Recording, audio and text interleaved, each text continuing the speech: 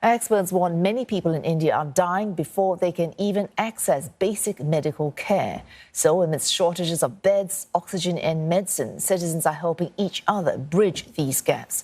Neha Poonia reports from New Delhi. These men and women should be in a hospital, not getting medical attention at this makeshift centre. But as critical care beds continue to run short in Delhi and neighbouring towns, they've been forced to turn to this Sikh temple. Oxygen तो उस hospital में उनके पास अपनी है ही नहीं, वो तो साफ मने कर देते हैं कि है नहीं, आप एडमिट करना चाहते हैं तो कर लो, नहीं तो आप ले जाना चाहते हैं ले जाओ, ऑक्सीजन का इंतजाम आपको ही करना पड़ेगा. Prem Singh lives in a small town more than 100 kilometers away from Delhi. He had been to 3 other towns in a desperate bid to source oxygen cylinders and essential drugs, but he finally had some luck here.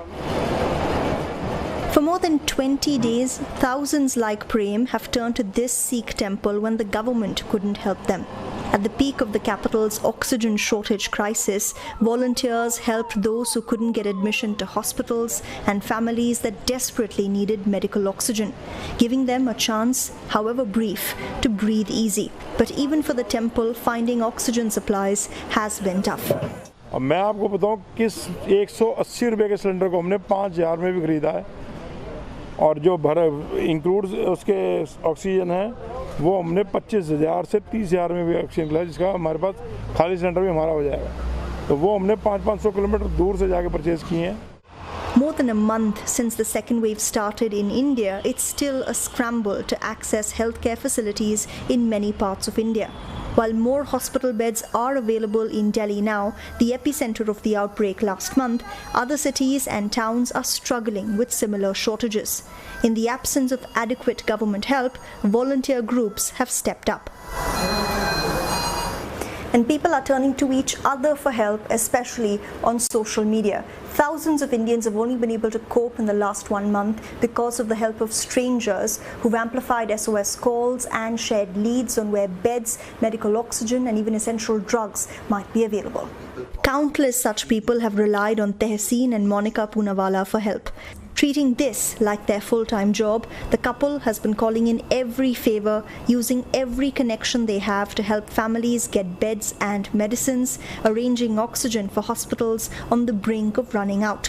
They say they've lost track of how many people they've helped so far, but not a day goes by without an SOS message coming their way. So sleep is about 2-3 hours a day, 4 hours at max. That's a luxury. We're always sort of trying to connect with people. We've never really counted. We've stopped keeping account now because the phones ring almost non-stop even now, because it's now shifted out of the metropolitan cities into hard to reach areas and other states as well, and up in the hills.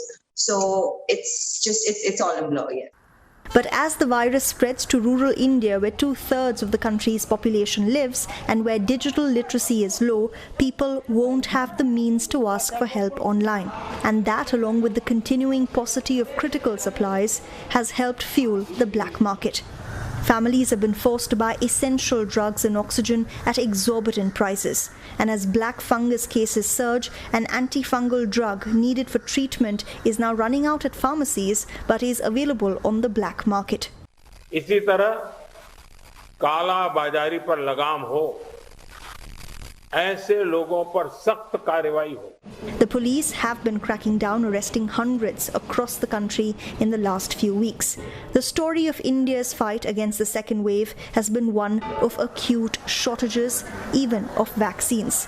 The world's largest vaccine manufacturer doesn't have enough shots to keep up with domestic demand, and experts warn if this shortage persists, vaccines could also end up on the black market. Plugging these gaps is crucial if India is to get its COVID-19 outbreak under control. Neha Poonia, CNA, New Delhi.